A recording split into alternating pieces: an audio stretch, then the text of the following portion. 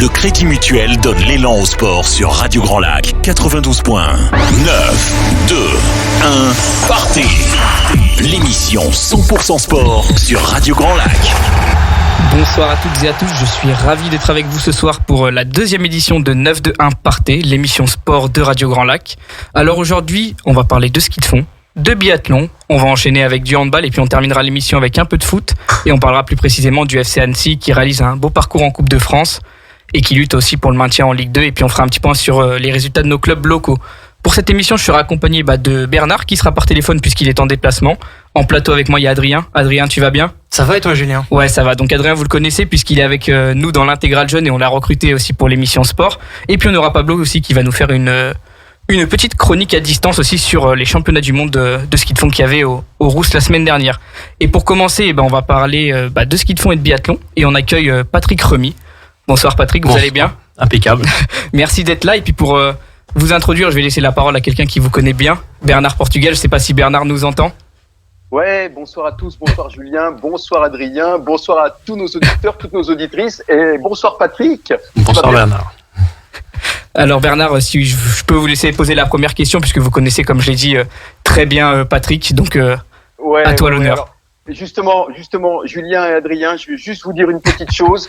Patrick, je le connais depuis très longtemps, j'ai fait beaucoup de reportages avec lui, notamment en télé. Et alors déjà, une première chose, c'est quelqu'un qui connaît super bien le ski de fond, super bien le biathlon, mais qui est surtout très disponible pour les médias. Et ça, c'est vraiment génial. Moi, je me souviens, Patrick, que tu m'as sauvé le coup plusieurs fois. Je t'appelais au dernier moment. Hop, je montais à la FICLA, on faisait le reportage. Donc, je vous le dis, les gars, un conseil à la fin de l'émission, vous prenez le 06 de Patrick et vous verrez, ça vous servira dans votre carrière, j'en suis vraiment certain. Et puis vous le donnerez aussi à Pablo qui lui aussi en aura besoin.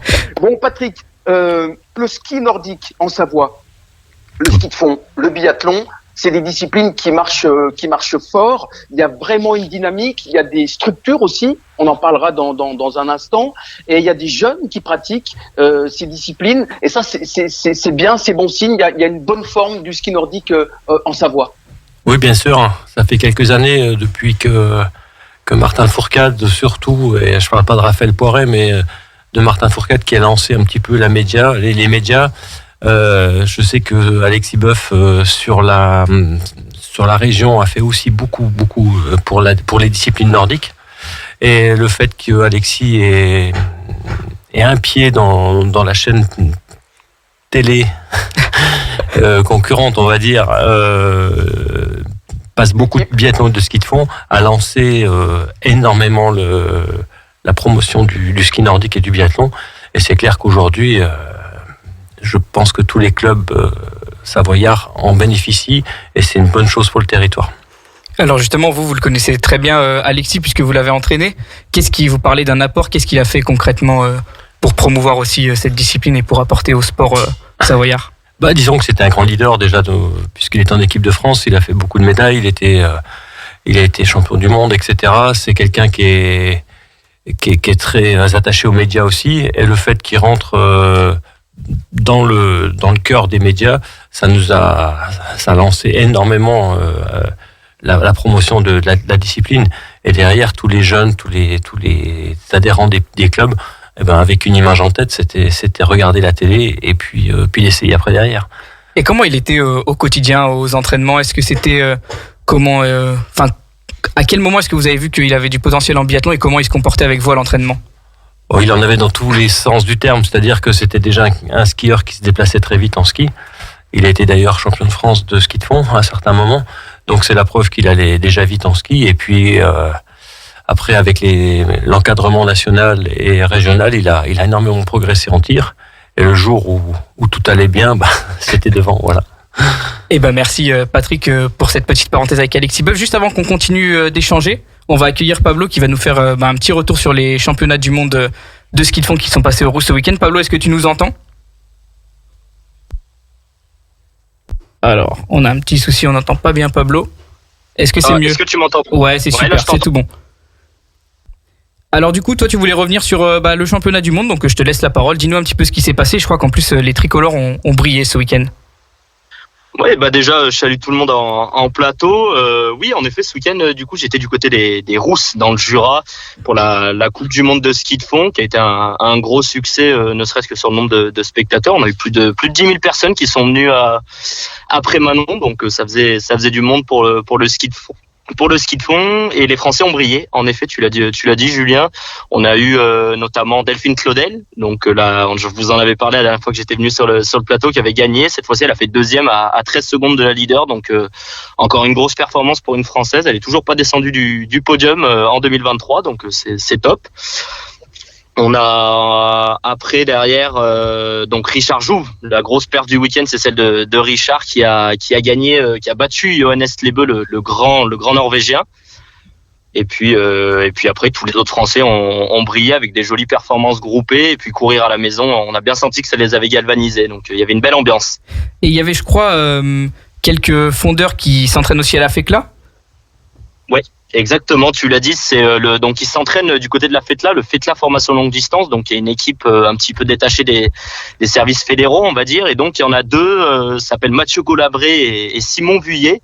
Et donc Mathieu Golabré a couru lui le vendredi l'individuel skating de 10 km où il a terminé 49e, donc un joli top 50, il fait des points en Coupe du Monde. Et Simon Vuillet a couru les 3 courses du week-end, et sa meilleure performance c'était dimanche. Donc il a fini en beauté sur la Mastart de 20 km à la 32e place, et il a battu des grands noms du ski comme Andrew Musgrave ou encore Ben Ogden, qui est actuellement le meilleur jeune du classement général de la Coupe du Monde. Donc une belle performance pour ceux qui s'entraînent en Savoie. Et bah Pablo, merci beaucoup. Je crois que tu avais une question à poser à Patrick juste avant qu'on te libère. Et bah ouais, carrément. Bonjour Patrick. Bonjour. Je voulais savoir, est-ce que vous étiez devant votre poste ce week-end devant la Coupe du Monde de ski de fond, même si vous, votre centre d'activité, on va dire que c'est un petit peu plus le biathlon? Non, je fais les deux. Je fais les deux disciplines. Et c'est vrai que j'ai été aux Rousses ce week-end, enfin vendredi surtout, parce que j'ai emmené le collège de Saint-Alban-d'Ès. Apprécier de voir les belles images de la Coupe du Monde. Et je reviens juste 2 secondes sur les gens qui s'entraînent en Savoie. Richard Jouve est bien en Savoie aussi, il est de Méribel. Et c'est vrai que c'est un grand plus pour la Savoie. Et j'oublie pas non plus Delphine Claudel, qui habite à la FECLA depuis un certain nombre d'années, et qui est vosgienne, mais qui s'entraîne beaucoup à la FECLA et qui est là tout le temps là-haut. Voilà, donc on a vraiment sur le site de la FECLA, de Savoie Grand Revard, des grandes images de ski nordique. Eh ben merci beaucoup en tout cas Pablo, on te libère, on sait que t'as de la route, c'est cool d'avoir accordé un petit peu de temps à l'émission, et puis tu reviens quand tu veux nous faire une petite chronique. Eh ben avec plaisir, continuez bien l'émission, et puis une belle émission à tous. Merci à toi Julien. Merci, à bientôt. Merci, Pablo. À bientôt. Patrick, j'imagine que ça vous fait plaisir quand même de voir les tricolores briller en ski de fond dans des championnats du monde. C'est même excellent de voir les gens qui nous côtoient régulièrement ou qu'on le côtoie régulièrement performer. Ça montre l'exemple. Et ça veut dire qu'on est tous, ils sont maintenant les jeunes capables de faire la même chose, et de dire que c'est possible, c'est déjà une grande chose. Justement, vous parlez des jeunes. Est-ce qu'il y a un gros réservoir dans la région, et notamment en Savoie, qui émerge? Est-ce qu'il y a des nouveaux talents qui commencent à pointer le bout de leur nez par ici? Il y a des grands jeunes qui arrivent, oui. Par l'exemple, un petit jeune de Savoie qui va fort en ce moment biathlon, c'est Eric Perrault, oui, qui est tout jeune, qui a encore moins de 22 ans et qui est dans les tout meilleurs mondiaux maintenant. En ski de fond, on a un Gaspard Rousset qui est tout près, qui est au championnat du monde en ce moment au Canada. Yvan Essonnier qui est aussi le champion de France il n'y a pas très longtemps en ski de fond, et son collègue Mathieu Blanc, c'est tous des Savoyards qui sont tout proches.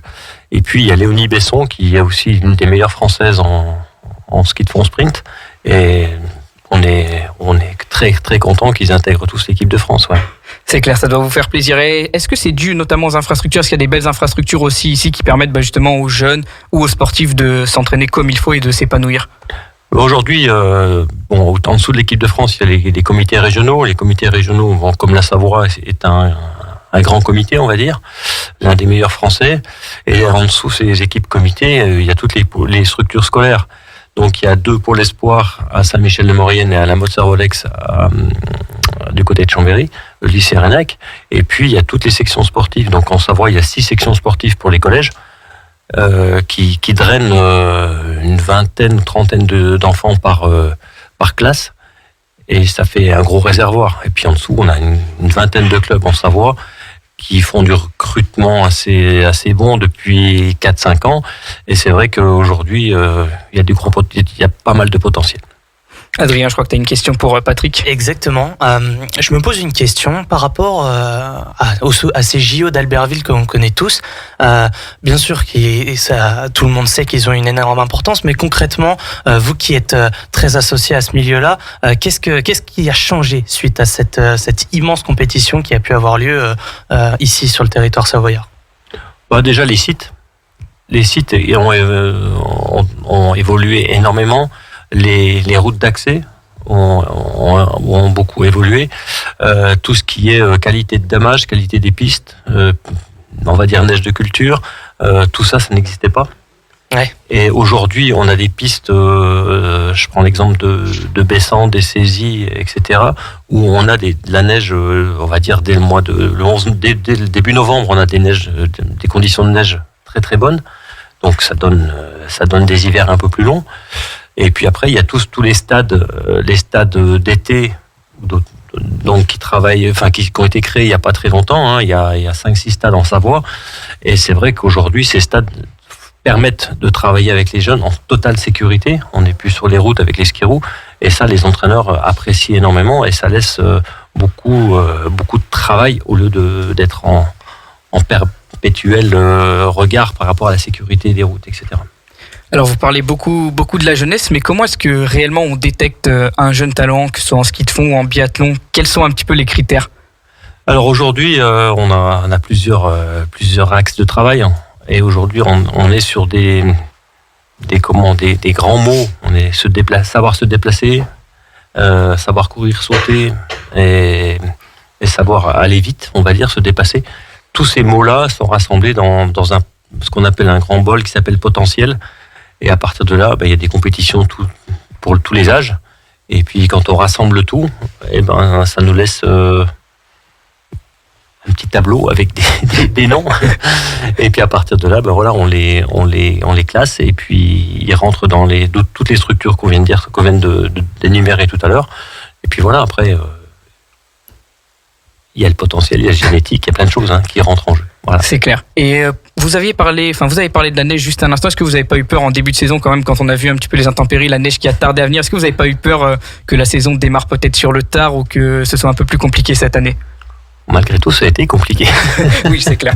C'est bien qu'elle soit arrivée. Après, elle arrive toujours trop tard, parce qu'on l'attend à partir d'octobre. On l'attend déjà. Tous les fans de ski pensent déjà aller sur la neige à partir du mois d'octobre. Maintenant, on sait très bien que la météo, comme je dis souvent, on a le bras long, mais pas assez long encore. Mais c'est vrai qu'aujourd'hui, on a eu la chance d'avoir Bessan et des saisies qui avaient déjà produit de la neige et qui avaient du snow farming, et on a pu se déplacer sur ces sites-là pour travailler énormément. Et on peut pas dire qu'on a pris de l'avance sur les autres régions de France, mais on est bien. Ok, mais là maintenant, la saison est bien démarrée. Pour anticiper l'année prochaine, avec ce qu'on a vu justement cet hiver, comment on peut faire, comment on prépare, comment on analyse ce qui s'est passé cette saison, et c'est quoi plutôt la tendance vers laquelle on se dirige pour les prochaines saisons de ski et de sport d'hiver ? Vous savez, des conditions comme ça, on en a déjà eu il y a longtemps. Quand j'étais coureur, j'en ai subi énormément des comme ça.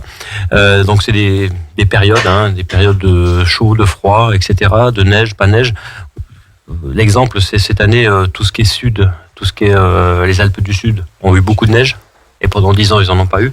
Donc voilà, il faut suivre la météo, il faut être très très réactif, se déplacer où il y a la neige pour aller s'entraîner. Et puis après, tout ce qui est maintenant un petit peu, on va dire, artificiel, fonctionne énormément bien. Et on a de plus en plus d'expérience sur le snow farming. Et on va essayer de l'utiliser au maximum, sans que ça soit en contre-courant par rapport à beaucoup d'écologie.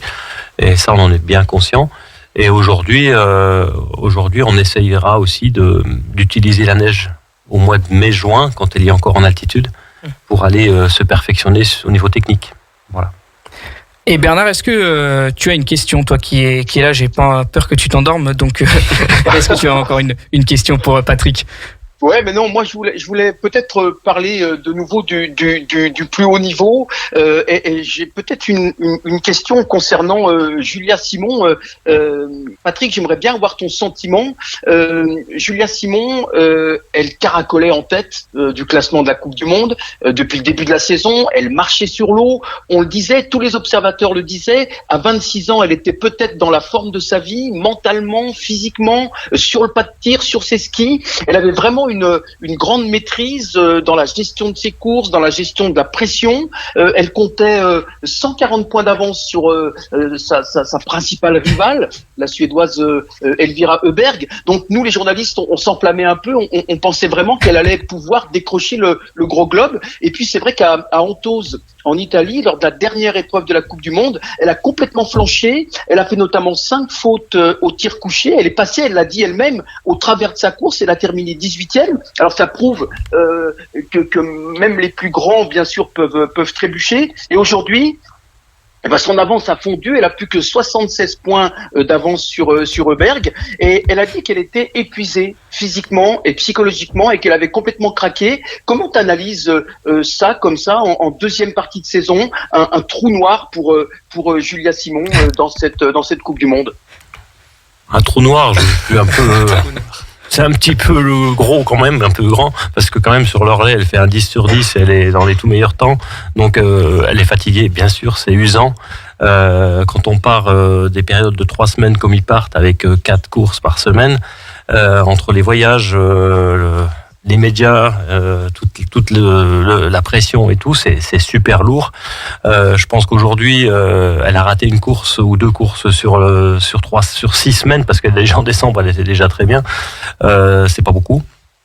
On va dire que la période des 15 jours qui arrivent où elle sera à la maison en train de se reposer, ça va lui faire un grand bien, et elle tombe à pic. Voilà. Après, je pense que, comme on le voit depuis un gros nombre d'années, un leader que ce soit Quentin Fillon-Maillet, Martin Fourcade, etc., quand ils réussissent une saison, ils la réussissent, c'est des saisons pleines. Et je pense que le gain du gros globe va remonter son moral et sa motivation au plus haut. Et je pense qu'elle va nous ramener des titres de championne du monde. Au moins un, j'espère, dans 15 jours. Et puis après, je pense que le gros globe, il sera savoyard bientôt. Ça fait 18 ans qu'on attend qu'une Française le soulève, ce gros globe. Ça serait vraiment une très très belle vitrine pour le biathlon savoyard, là encore. Ah bah ça serait génial, on va dire. Ça serait mérité. Après le titre de championne olympique de Justine, aujourd'hui, si une fille ramène encore une Coupe du Monde, classement général, on n'a plus besoin de locomotives, on a des images, on a tout ce qu'il faut pour aller plus loin, et c'est vrai que ça récompense énormément de travail déjà de toute sa carrière à elle, parce que là, elle a eu aussi des moments difficiles, et ça récompense aussi tout ça, ça récompense toutes les personnes qui l'ont encadré depuis son jeune âge, et je pense au club des saisies. Voilà, c'est vraiment une grande récompense de ramener un jour une Coupe du Monde en France et en Savoie. Oui, parce qu'elle a énormément progressé cette année, notamment au tir, et puis en ski, elle fait partie des meilleures. Est-ce que justement, vous l'avez dit, elle est passée par des moments un peu difficiles, mais elle a su retravailler pour régler tous ces problèmes. Est-ce que le travail dans des disciplines comme le biathlon et le ski de fond est très très important ? Le travail, il est de longue haleine, et il est surtout faut s'armer de patience. Parce que, comme j'adore dire, pour arriver en haut, il faut monter un long escalier. Et pendant l'escalier, il faut pas rater de marche. Et pas prendre des marches trop grosses non plus. Parce que sinon, on risque de tomber. Voilà. Donc tout ça, c'est très très important. Et c'est le cumul de toutes ces années qui font qu'on arrive à quelque chose.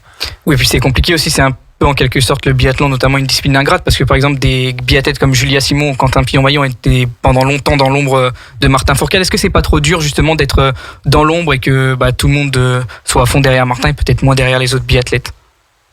C'est dur psychologiquement. Par contre, ce que Martin a amené à la discipline, elle leur a amené à eux en tant qu'exigence du travail et en tant que performance de réussir à gagner et de gagner. Tout ça, ils l'ont appris grâce à Martin et à ceux d'avant. Et tout ça, je pense que la famille biathlon en France a énormément d'expérience maintenant pour aller à la gagne. Et on le sent tous les jours.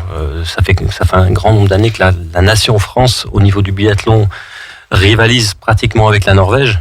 Et c'est atteindre le meilleur. Et Patrick, merci beaucoup. Il va être l'heure de vous libérer puisque vous avez une réunion juste derrière. Merci beaucoup en tout cas d'avoir pris le temps de répondre à nos questions. Pas de souci. Ça a été un plaisir de vous avoir. Et puis oui, on l'a pas précisé, mais Patrick est directeur, alors que je dise pas de bêtises, directeur technique nordique au comité de ski de Savoie, c'est bien ça ? Tout à fait.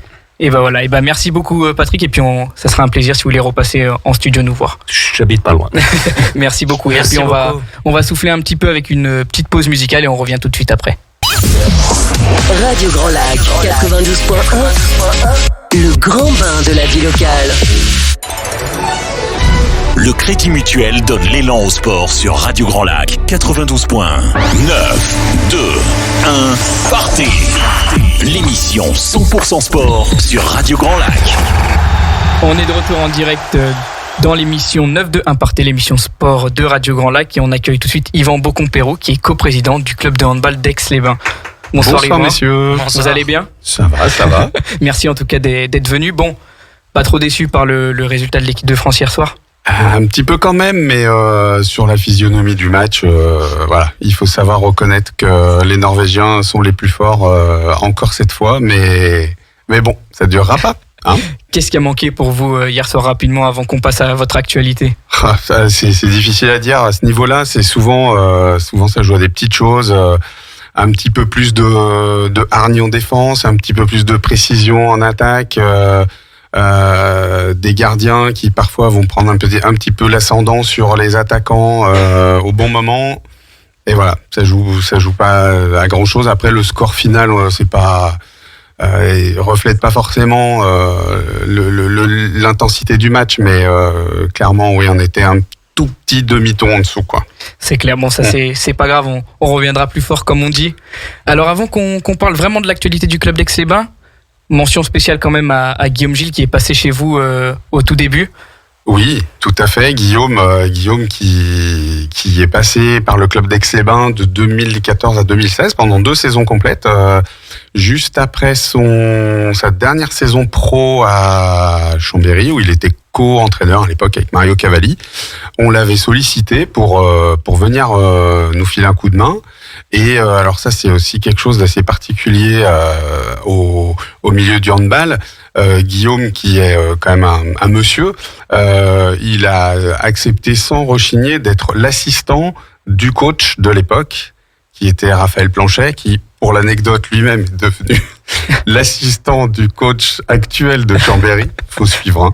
Mais voilà, c'est quelqu'un qui a un palmarès comme lui, qui est un très grand professionnel du handball. Il n'a pas hésité à venir dans un club de National 2 à l'époque, parce qu'on n'était pas encore monté.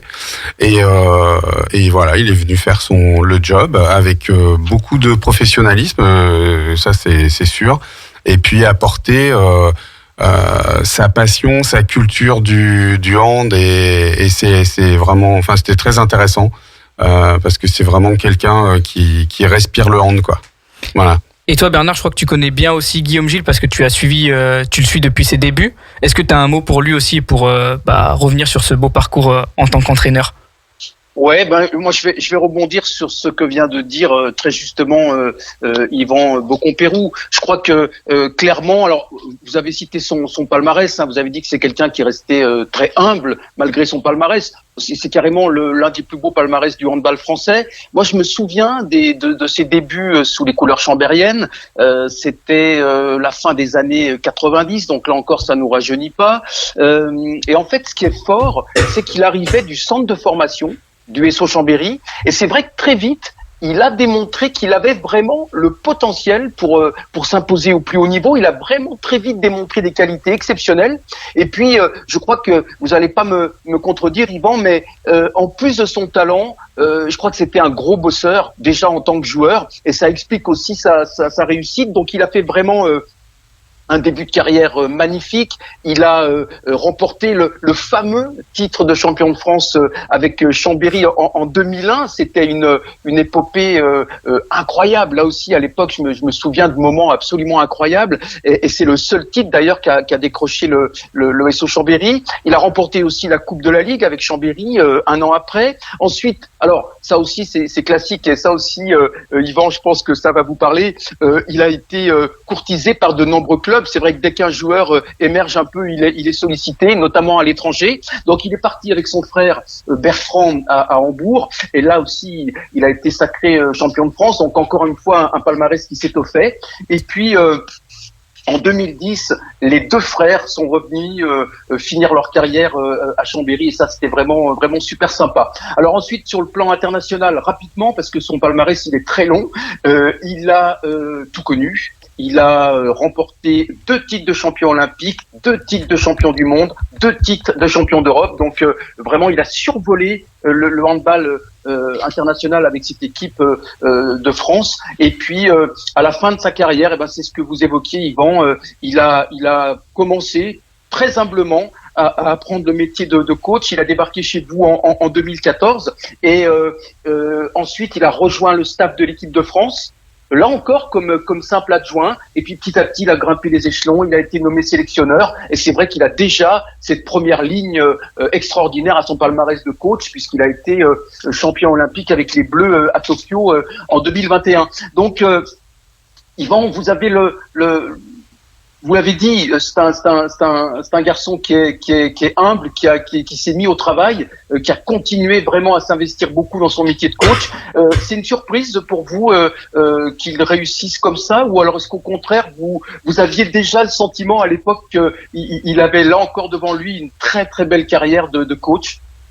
Ah oui, clairement, parce que comme je disais juste avant, c'est quelqu'un qui a une véritable culture handball, un savoir, une connaissance qui est impressionnante, et puis c'est un mec qui a du talent sur le terrain, qui connaît son sport et qui sait que le travail, même avec du talent, c'est la base, quoi. Donc je pense que c'est quelqu'un qui est capable de en plus se remettre en question perpétuellement. Et d'être capable de partir même d'une situation d'échec pour revenir encore plus fort après. Donc c'est pour ça que le handball aussi, et c'est une culture assez généralisée dans le hand, parce que malgré tout le handball français est au plus haut niveau depuis aussi longtemps, parce qu'il y a plusieurs personnes comme lui qui sont capables de reconstruire en permanence, de se renouveler, et c'est une des grandes forces du handball en tout cas. Et pour votre club qui évoluait à l'époque en National 1, j'imagine que ça a été exceptionnel aussi de pouvoir bénéficier de son expérience. Ça a dû marquer quand même le club. Ah oui, complètement, que ce soit dans le jeu en lui-même et autour, parce que dans le jeu en lui-même, c'est vrai qu'il a apporté énormément sur des petits détails de travail, sur le petit coup d'œil, le petit truc en plus. On avait déjà un entraîneur qui était excellent avec Raph Planchet. Mais effectivement, il était là en supplément, être capable de faire des petites séances de spécifiques, de prendre un gars tout seul en disant tiens, pour améliorer ton jeu, tu pourrais faire ça. Et ça, c'est extraordinaire. C'est extraordinaire. Les joueurs de handball, quand on est un ancien joueur, j'imagine que, comme pour le football ou plein d'autres sports, on se pose la question de la reconversion vers le poste, les métiers d'entraîneur, d'adjoint et de tout ça. Mais selon vous, qu'est-ce qui est nécessaire? Qu'est-ce qu'on garde déjà de sa carrière de joueur, et c'est quoi les qualités, les choses nécessaires pour faire cette transition? Je pense qu'il faut avoir des vraies qualités humaines, et puis aussi cette capacité à transmettre son savoir, parce que ça arrive aussi. Il y a des gens qui ont une vraie culture, un vrai savoir, mais qui ont une vraie difficulté à le partager, ou qui savent pas s'adapter aussi au public qui est en face, et ça rend les choses un petit peu plus complexes, ouais.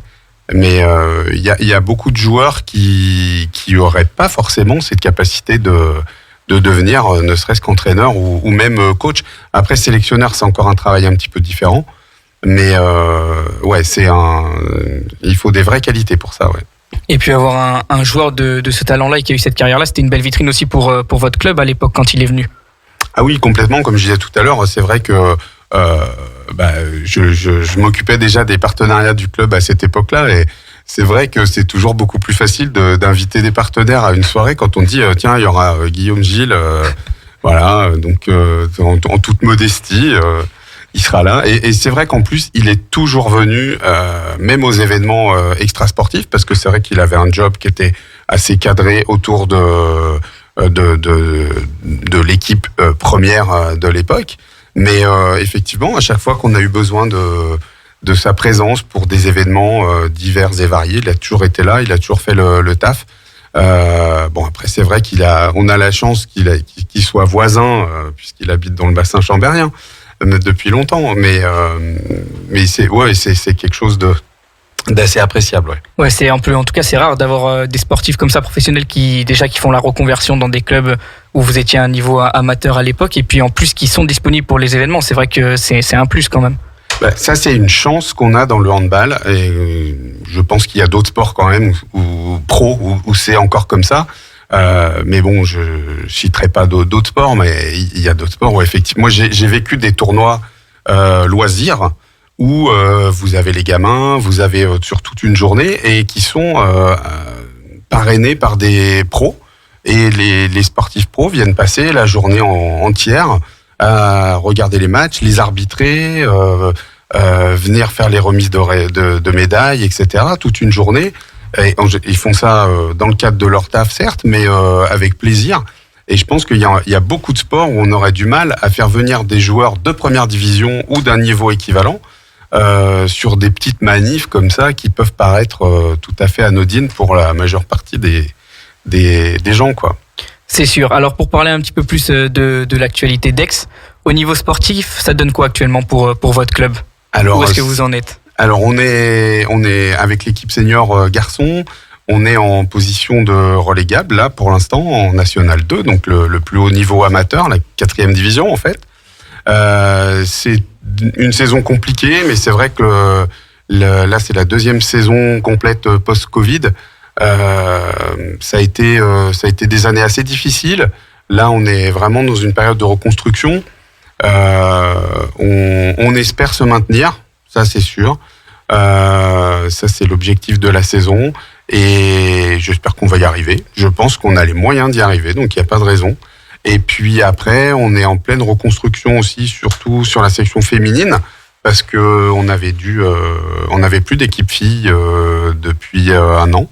Et là, on repart à zéro. Et ce qui est très enthousiasmant, c'est que il y a du résultat.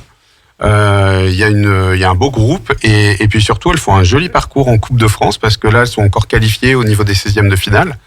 Et voilà, ça nous laisse espérer de belles choses aussi de ce côté-là pour les années qui arrivent. Est-ce que c'était important pour vous de reconstruire cette section féminine, parce qu'on sait qu'en plus que le sport féminin est en pleine expansion actuellement ? Alors oui, parce que il y a beaucoup de clubs maintenant, parce que financièrement c'est difficile pour tout le monde. Il y a beaucoup de clubs à certains niveaux qui finissent par dissocier section filles, section garçons. Nous, c'est dans notre ADN depuis tout le temps. On a eu une équipe féminine dans les milieu des années 80 qui était en première division nationale, qui était au plus haut niveau français. Et c'est resté quelque chose qui nous tient à cœur de proposer notamment aux jeunes, et des équipes garçons et des équipes filles à tous les niveaux possibles. Et puis c'est vrai que le handball en plus a cette particularité d'être un sport mixte, et en plus d'avoir des résultats au plus haut niveau chez les filles et chez les garçons. Donc nous, on veut aussi préserver cette équité entre le sport féminin et masculin. Et chez les jeunes, vous parlez aussi des jeunes filles, des jeunes garçons que vous mélangez. Qu'est-ce que vous avez mis en place ces dernières années pour la jeunesse ? Ces dernières années, j'ai envie de dire, c'est même depuis bien plus longtemps, parce que nous, on a une école de handball qui a été fondée il y a plus de 40 ans maintenant. Et plus le temps avance, plus on sait aussi qu'il faut on s'appuie sur cette école de handball pour former un maximum de joueurs et de joueuses qui, à leur tour, pourront être aussi des jeunes arbitres, des jeunes encadrants. On sait que on est dans dans des sports pro, certes, mais on est dans les clubs amateurs, dans des difficultés qui sont communes à quasiment tous les sports. Donc, le meilleur moyen de recruter pour nous, c'est pas de trouver de l'argent pour se payer des bons joueurs, c'est de les former nous et d'essayer de les garder et de les mener au plus haut niveau. On a eu ces dernières années quelques belles réussites. Là, tout de suite, ça me vient à l'esprit, il y a Émilien Perronnet qui était en équipe de France moins de 18 la saison dernière et qui a intégré le centre de formation de Chambéry. Donc, d'un côté, on se dit c'est très dommage pour notre équipe parce qu'il apportait beaucoup, mais de l'autre, on est très fiers de pouvoir dire qu'il vient de chez nous aussi. Et puis, il y a Rémi qui est franco-britannique et qui joue à Aix depuis son plus jeune âge et qui est en équipe nationale britannique. Alors ça n'a pas la même résonance, c'est sûr, mais on en est super fiers aussi et c'est des super jeunes sur qui lui il est encore au club et ça fait partie de ces super jeunes, la génération qui a une vingtaine d'années sur qui on compte beaucoup. Ouais. Et vous avez parlé d'arbitrage, d'encadrement. Est-ce que c'est aussi important pour vous de former ces jeunes aux autres métiers, enfin de leur montrer qu'il n'y a pas que le côté joueur aussi dans le sport? Ouais, c'est super important de voir ces deux côtés. Alors après, il y a aussi un côté fédéral qui nous oblige à avoir une école d'arbitrage et à avoir un maximum de jeunes arbitres. Mais je pense qu'il n'y a pas de bons matchs sans bons arbitres. Et même si dans la vie quotidienne, on n'aime pas qu'il y ait des gendarmes au bord de la route, en attendant, sans les gendarmes, ça se passe moins bien. Et nous, on est assez fiers de nos paires de jeunes arbitres. Parce qu'on en a quelques-uns qui sont pas mal. Il y en a même certains qui maintenant vont arbitrer jusqu'en Suisse. Donc c'est que la qualité de la formation n'a pas été trop mauvaise. Alors avant de vous laisser filer, j'ai une dernière question. Est-ce qu'il y a des événements ou autre chose qui sont prévus pour votre club dans les mois qui arrivent, les semaines qui arrivent? Là déjà, pour ceux qui n'auraient pas encore eu l'occasion de venir dans notre antre des Prairians, notre petit chaudron, il faut pas hésiter à venir voir les matchs. Là, de tête, les prochains matchs de l'équipe de National 2 masculine, c'est le 11 février et le 18 février, donc c'est dans pas très longtemps. Là, je sais plus quand jouent les filles. Je crois que c'est le 19 pour le prochain tour de Coupe de France, mais ce sera malheureusement pas à la maison. Mais on vous tiendra au courant où on peut les encourager. Voilà. Eh c'est super. Merci beaucoup en tout cas Yvan d'être passé. Merci à vous de nous avoir invités. C'est toujours un plaisir de faire venir les clubs locaux et en tout cas on reste en contact puisqu'on va essayer, comme on vous l'a dit, de faire une émission spéciale land dans les mois qui arrivent. On saura faire. C'est clair. Merci beaucoup en tout cas et puis on vous libère parce qu'il y a l'Assemblée Générale je crois juste après. À très bientôt. Merci Yvan. Alors nous Adrien, on va souffler un petit peu et puis on va écouter un petit peu de musique et on reviendra en direct tout de suite après sur Radio Grand Lac. Le Crédit Mutuel donne l'élan au sport sur Radio Grand Lac 92.1. 9, 2, 1, partez. L'émission 100% sport sur Radio Grand Lac. L'émission 100% sport en direct sur Radio Grand Lac est de retour. Adrien, toujours, ça va? Ouais, ça va nickel. Incroyable l'émission. C'est vrai qu'on avait de beaux invités. Alors là, on va ouvrir notre page foot, comme je l'ai annoncé. Et on va parler notamment du FC Annecy qui connaît un très beau parcours en Coupe de France, puisqu'ils ont atteint les 8e de finale pour la 3e fois. La dernière fois qu'ils les avaient atteints, c'était en 1951 et en 1991, donc ça remonte un petit peu. Je pense que Bernard était tout jeune à cette époque. Oh, il m'a dit là. Et du coup, Annecy, ils jouent le 8 février prochain contre le Paris FC, donc une équipe qu'ils ont déjà rencontrée en Ligue 2, et ils ont la possibilité d'aller chercher pour la première fois de leur histoire les quarts de finale. Ça serait une belle performance, Bernard? Ouais, alors déjà, une petite précision quand même. Dans les années 50, je n'étais pas né, je tiens à le dire. Ouais, c'est vrai que je suis beaucoup plus âgé que vous, les jeunes, mais non, j'étais pas né dans les années 50. Ouais, non, ce que tu dis est vrai. Je pense qu'Annecy a vraiment la possibilité de faire quelque chose en Coupe de France. Déjà en championnat, ils sont un peu plus sereins qu'ils ne l'ont été il y a quelques semaines. Ils sont quand même positionnés maintenant en milieu de classement. Il y a moins de pression pour eux. Bien sûr, ils vont peut-être lutter pour le maintien jusqu'au bout, mais en tous les cas, ils ont un petit matelas de sécurité. Et moi, je crois que c'est vraiment une saison qui va peut-être leur permettre de faire quelque chose en Coupe de France. On sent que cette équipe, elle est ambitieuse, elle est accrocheuse, elle est capable de se battre. On sait à quel point les matchs de Coupe de France, justement, c'est des combats, à quel point le mental est important, l'esprit d'équipe. Et vraiment, oui, il y a une vraie opportunité pour les Annéciens. Tu l'as dit, Julien, 3 qualifications en 8e de finale, une qualification en quart, ça serait là encore une magnifique vitrine pour l'équipe, pour tout le club, pour toute la région. Donc il faut y croire, faut pas être trop timoré. Et je crois qu'il y a vraiment une carte à jouer pour les Annéciens. Surtout que le Paris FC, ils les ont joués le 13 janvier dernier, ils les ont battus 2-0, c'était à la maison. Après, comme tu l'as dit à juste titre, Bernard aussi, la Coupe de France c'est complètement différent et les oppositions sont pas du tout les mêmes et le résultat peut être différent. Après là, jusqu'ici, Annecy ont eu quand même un tirage assez clément, puisqu'ils ont joué c'est vrai, les Diables Noirs de Combagny qui évoluent en Régional 1 à Mayotte, Lyon-la-Duchère en N2, Villerupt en R1 et Belfort en National 2. Là, ils vont s'attaquer à une équipe entre guillemets de leur niveau, mais je pense qu'ils ont quand même toutes les qualités pour passer.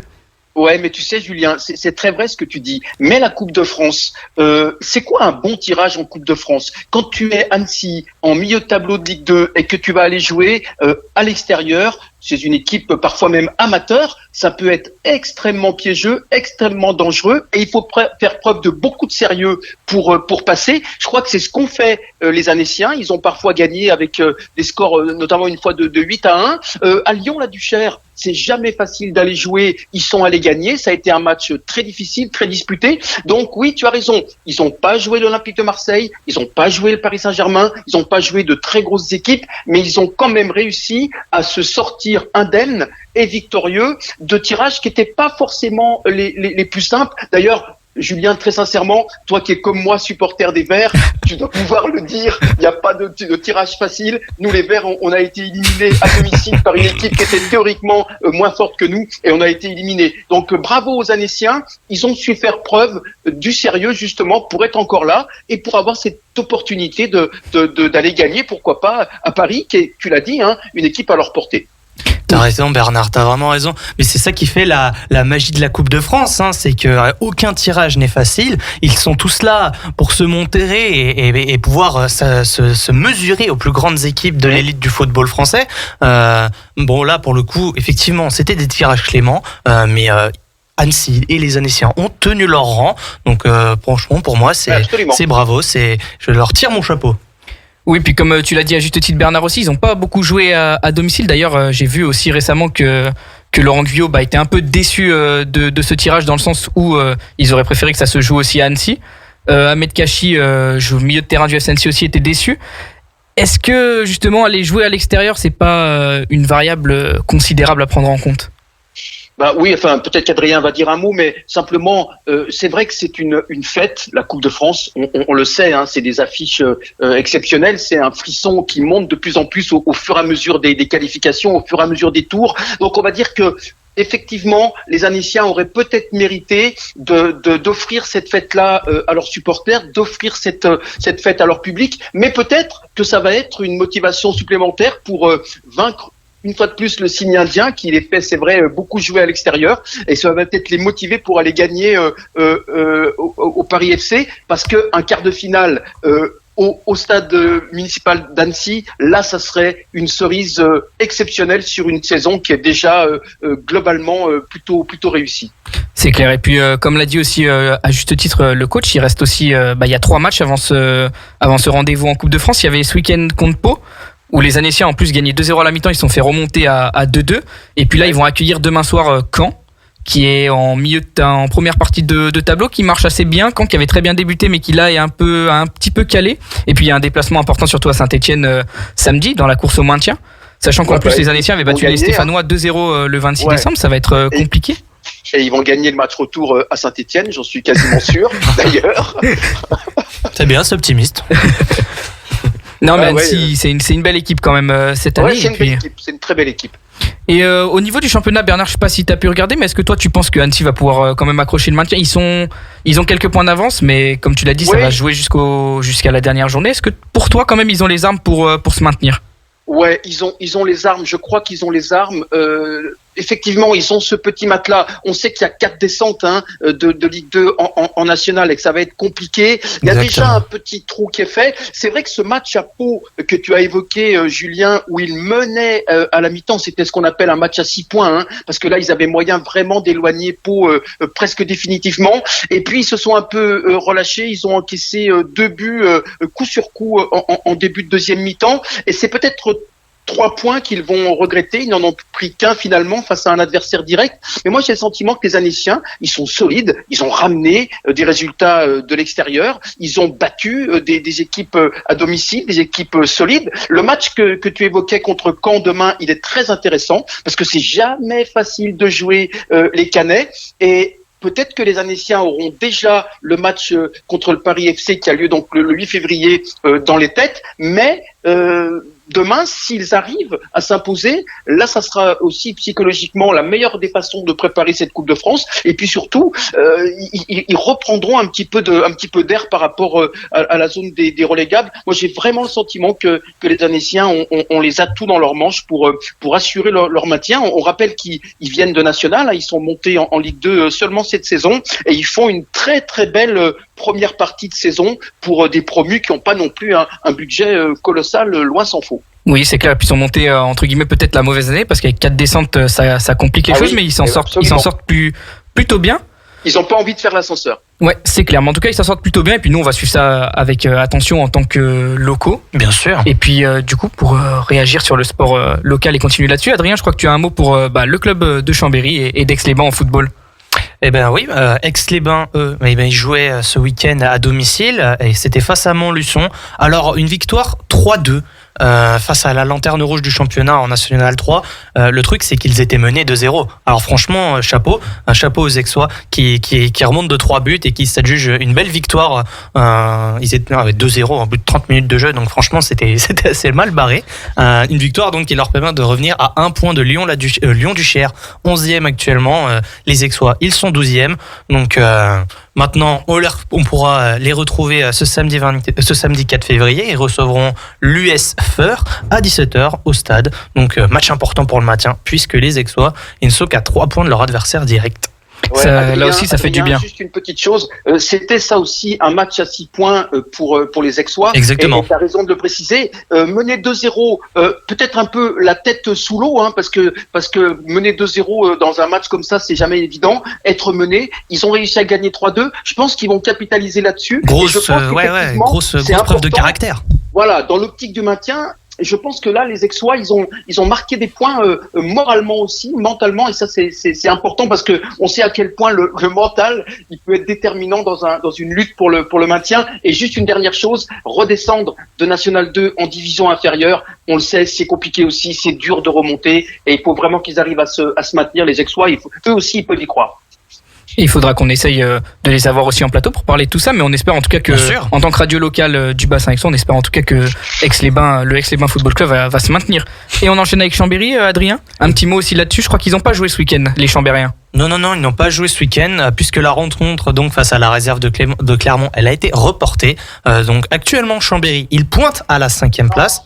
Et ce n'est qu'à 2 points du podium, donc avec un match en retard. Le gros match pour les Chambériens, c'est qu'ils reçoivent ce samedi 4 février le GFA Remilly-Vallière.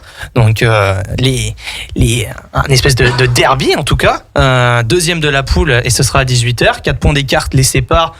Donc sachant que les Chambériens ont un match de retard. En tout cas, le Chambéry Savoie Foot, ils ont été malheureusement éliminés en 16e de finale de la Coupe de France contre l'OL. On est déçus, mais c'était une défaite logique. Ce triplé de Lacazette et cette justement victoire 3-0 des Lyonnais est sans appel, si je puis dire. Je sais pas ce que t'en penses, Bernard, mais c'était un beau parcours, mais pour le coup, difficile d'aller plus loin. Ouais, non, mais ils ont perdu avec les honneurs. Exactement. C'est vrai que Lacazette a fait le job. Je crois que les Lyonnais les ont respectés. Les Lyonnais ont fait ce qu'il fallait pour éliminer les Chambériens. C'était sans surprise, comme tu l'as dit. Bon, on croyait l'exploit. Mais on y croit toujours. C'était possible, mais bon, l'élimination est venue sanctionner un petit peu tout ça, mais je pense que ça reste quand même un très beau parcours pour les Chambériens. On l'avait évoqué dans cette émission.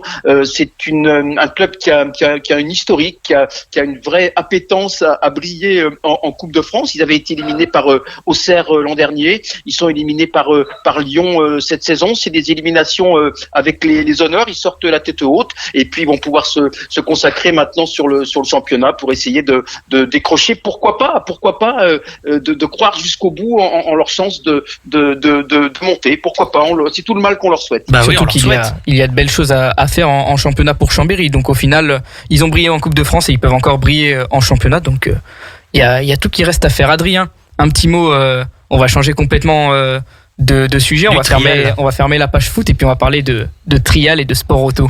Exactement. Eh bien, c'était ce week-end et un joli retour au premier plan pour le pilote savoyard qui se nomme Benoît Bincaz. Il a terminé 3e vendredi et samedi du Trial International Indoor Cup à Chambéry.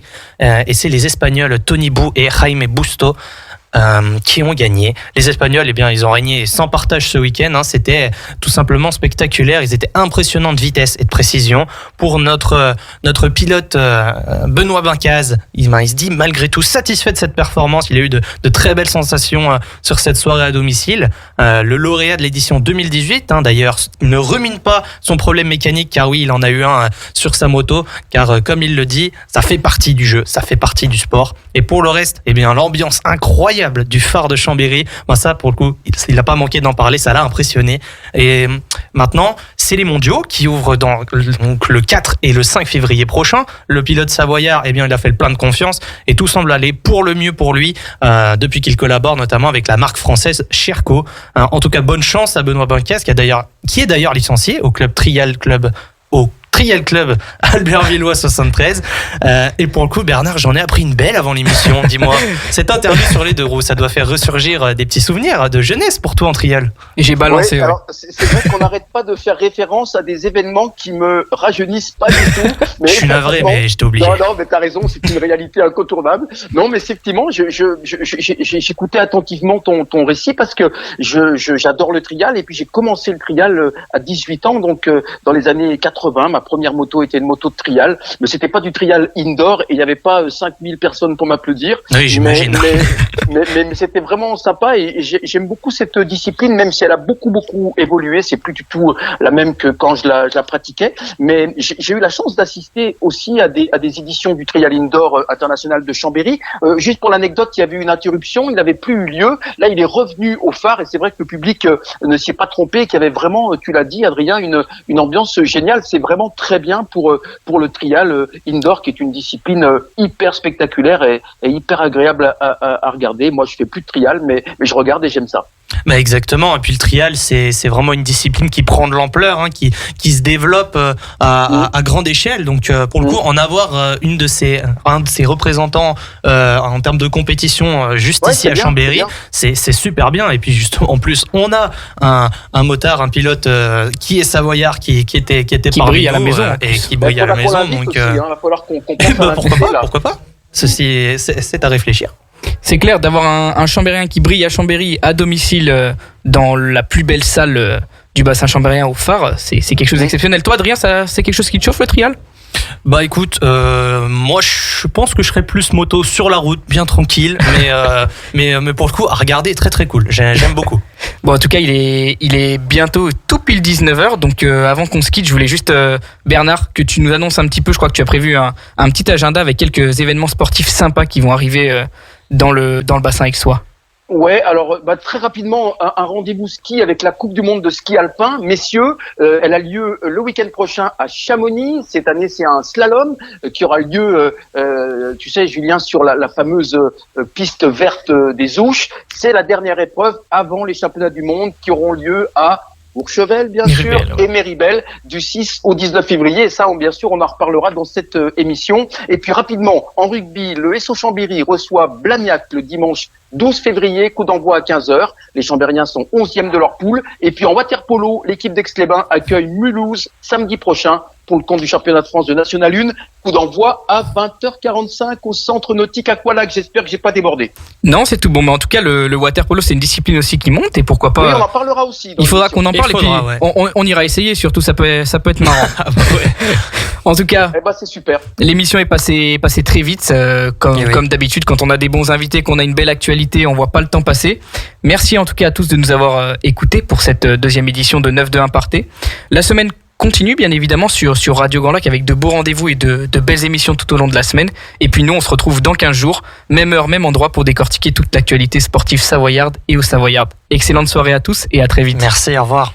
Salut à tous. 24h sur 24, 7 jours sur 7, vous écoutez Radio Grand Lac sur le 92.1 FM.